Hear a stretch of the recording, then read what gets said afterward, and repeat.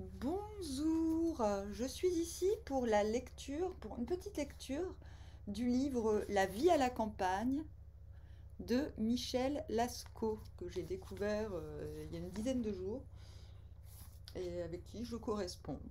Voilà, c'est un ami Facebook du coup.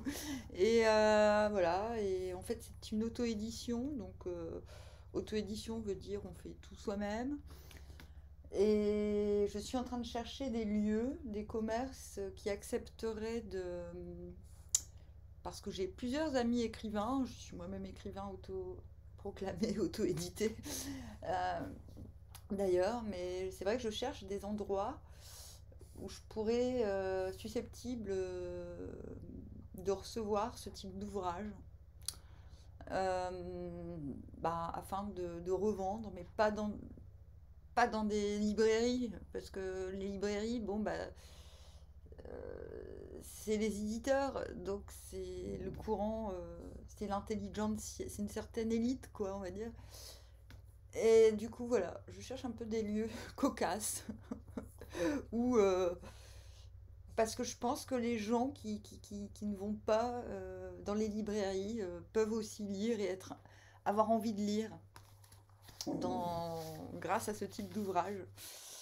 Enfin, j'ai déjà expérimenté, je trouve ça super chouette de mettre la lecture dans des lieux où on va pas spécialement pour lire, parce que justement, ça permet un petit peu de faire des rencontres synchroniques.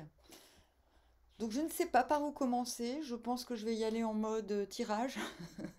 En plus, je viens de découvrir qu'il avait écrit, parce qu'il est aussi peintre, un livre sur les arcanes, les 22 arcanes du tarot, avec une autre dessinatrice que j'ai connue aussi, qui m'avait invitée chez elle. Enfin bref, j'ai beaucoup de lectures en cours, du coup, je vais y aller mollo. C'est parti. Euh, Qu'est-ce que... Alors, je sais pas par où commencer. Cette ignorance... Alors, je lis vraiment quelques passages au pif, hein. Ah non, non, attendez, d'abord je vais vous lire la quatrième de couverture, c'est ce qui m'a fait l'acheter. Des adolescents troubles, une organisation clandestine qui régente le village, des artisans louches, des agriculteurs névrosés, une communauté fétichiste, de la drogue, des trafics, des gendarmes bas de plafond, un curé intégriste, une troupe théâtrale d'ex-détenus, des disparitions inexpliquées, des petits bourgeois décadents. Non, décidément, la vie à la campagne n'est pas une bouffée d'air frais. Bon, je suis tombée sur une autre.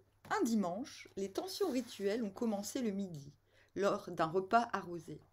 Les heures suivantes, Marie Lalieu diffuse en boucle à fort volume un album expérimental dans lequel le compositeur a proposé à des musiciens d'orchestre d'échanger leurs instruments pour interpréter des standards de la musique classique.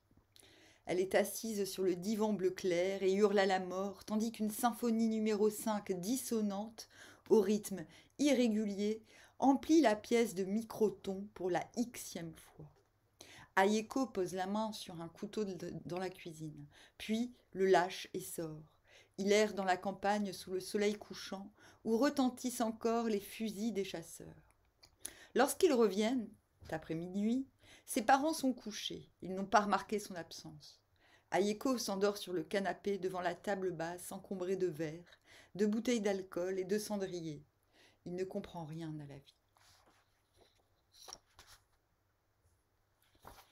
Alors, Ayeko s'assoit avec Maya sur un grand canapé de cuir blanc, devant la télé où tourne, son coupé, un vieux carrousel forain surmonté d'un chapiteau en forme de presse-citron.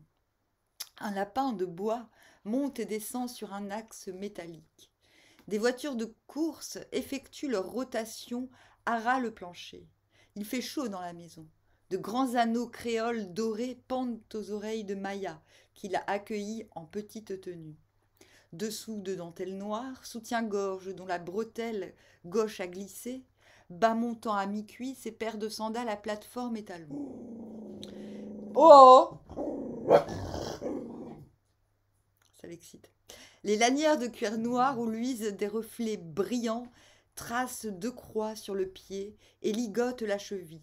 Elle s'enfonce dans le divan. Je vais vous faire des petits passages, hein, comme ça. Le lendemain matin, le curé s'étonne, en arrivant à l'église, de trouver une pelleteuse mal garée sur le parvis mouillé, bras métalliques ocrés tendus vers le ciel, où, dans la parenthèse d'une éclaircie, grise un arc-en-ciel. Il s'approche et trouve le mur du cimetière abîmé. La pelleteuse a manifestement cogné dessus. Pour couronner son arrivée, alors qu'il ouvre la porte de l'église, il remarque machinalement dans le cimetière adjacent un corps allongé en chien de fusil dont la tête est cachée par une tombe. Il croit reconnaître à la salopette bleue et à la corpulence Lucien Hortemans. Le fermier a dû se saouler et s'endormir. Qui sait si ce n'est pas lui qui a défoncé le mur? Au milieu des morts, grommelle le prêtre qui laisse les clés dans la serrure et redescend les quelques marches. Vous n'allez rien comprendre à l'histoire vu que je prends que des morceaux, hein, mais c'est histoire de vous montrer le ton. Et puis que la soupe s'était dépolitisée dans les années 80. Certains de ses membres étaient entrés sans étiquette au conseil municipal et monopolisaient la représentation syndicale. De nouveaux habitants venaient habiter le village. Tant qu'il s'agissait d'employer des industries locales ou de Parisiens avides d'une résidence secondaire, ce qu'ils étaient pour la plupart, le comité les ignorait. Mais si un exploitant qui n'était pas du coin achetait des terres, il se trouvait découragé par d'étranges incidents, des incendies, des empoisonnements de bêtes, jusqu'à ce qu'il revende à perte. L'appartenance à la soupe était secrète, même pour la plupart de ses membres. Si quelqu'un se targuait d'en faire partie, c'était tromperie, forfanterie, et pour peu que ce soit vrai, même partiellement, parce qu'il avait pu être mêlé au rouage d'une opération, on l'intimidait et on le pressait de se taire.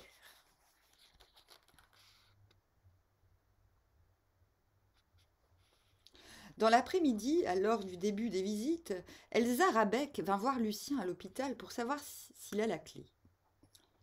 Il pleut sous le ciel blanc. Des fumées s'échappent des grilles d'aération. On lui indique la chambre où Lucien est en train de se remettre. Encore dans les vapes, il répond aux questions d'Elsa. Il ne se souvient de pas grand-chose. En tout cas, pas d'avoir conduit un tractopelle. Il avait perdu conscience et sait qu'on ne peut rien exclure. Elsa, arrivée énervée, se calme devant ce malade nébuleux dépassé par les événements. Il lit même une sorte de tendresse dans son regard sévère. La salopette est passée à la blanchisserie. Elle est pliée et repassée sur le plateau inférieur de la table de chevet. Le contenu des poches est rangé à côté. La clé de la pelleteuse ne s'y trouve pas.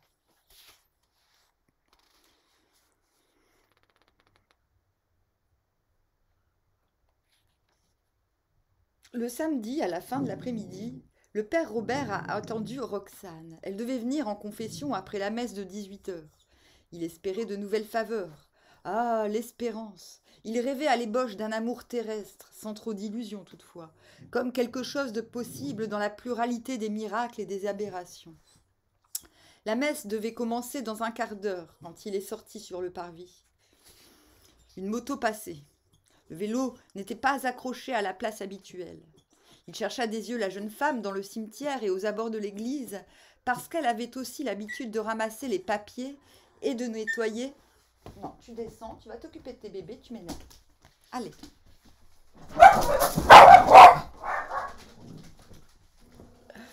Bon, on recommence. Il chercha des yeux la jeune femme dans le cimetière et aux abords de l'église parce qu'elle avait aussi l'habitude de ramasser les papiers et de nettoyer le bord des tombes en retirant les graviers. Il avait une nouvelle pour elle. Elle lui avait confié qu'elle jouerait sa pièce la semaine suivante et une dizaine de fois pendant la saison, mais qu'après elle se demandait ce qu'elle ferait. Le père Robert voulait lui proposer de l'embaucher pour s'occuper de petits travaux d'entretien et de la bonne marche générale du lieu. Il s'efforce de faire bonne mine, d'avoir de l'allant, mais il s'essouffle, il a du mal à se baisser, il perd même légèrement la tête. Il tenterait de persuader le conseil économique, les bénévoles de la paroisse, de dégager un petit salaire pour le suivi matériel. Il était prêt, si besoin, à taper à d'autres portes. Les vieilles narquoises qui attendaient devant l'église ne perdirent rien des regards du père Robert jetés çà et là avant de se planter dans les leurs pour prendre de leurs nouvelles d'un faux air pénétré. Roxane n'était pas là. Il se demanda si elle viendrait le dimanche.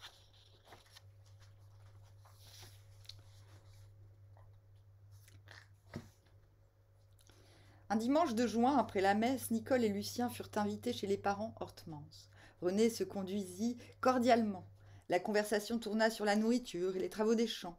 Il régnait une certaine gaieté, facilitée par le vin, le poulet rôti et la bonne volonté. Lucien avait hésité avant de venir. Il trouvait assez lâche de pactiser avec ce père nocif, d'autant que sa sœur restait inflexible et refusait tout contact. Il appréhendait aussi de revenir dans une maison qu'il avait quittée depuis tant d'années. Il accepta pour faire plaisir à sa mère et aussi parce qu'il traversait une période difficile avec Nicole.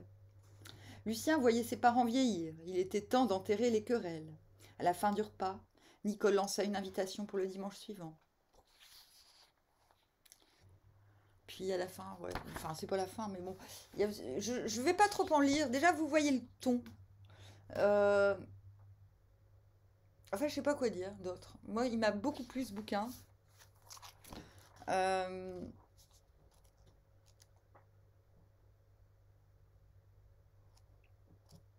J'ai vraiment pris des petits passages au pif. J'ai évité les dialogues parce que ça aurait fait des trop longs. Ouais, il y a quand même quelques dialogues. Et comment faites-vous pour vous le procurer? Alors, ça coûte 20 balles. C'est numéroté. Il y en a 50 exemplaires. Et 20 balles port compris. Voilà. Hein. Donc, si vous êtes intéressé, vous me le dites. Sinon, vous avez mon adresse mail et comme ça, je vous renvoie l'adresse mail de Michel. Ok? Voilà. Bon, ben, je vous dis à bientôt. Je pense que ma prochaine lecture, je vais vous lire un livre sur Vercingétorix, carrément. Voilà, parce que voilà. Bon, je vous dis au revoir, à bientôt.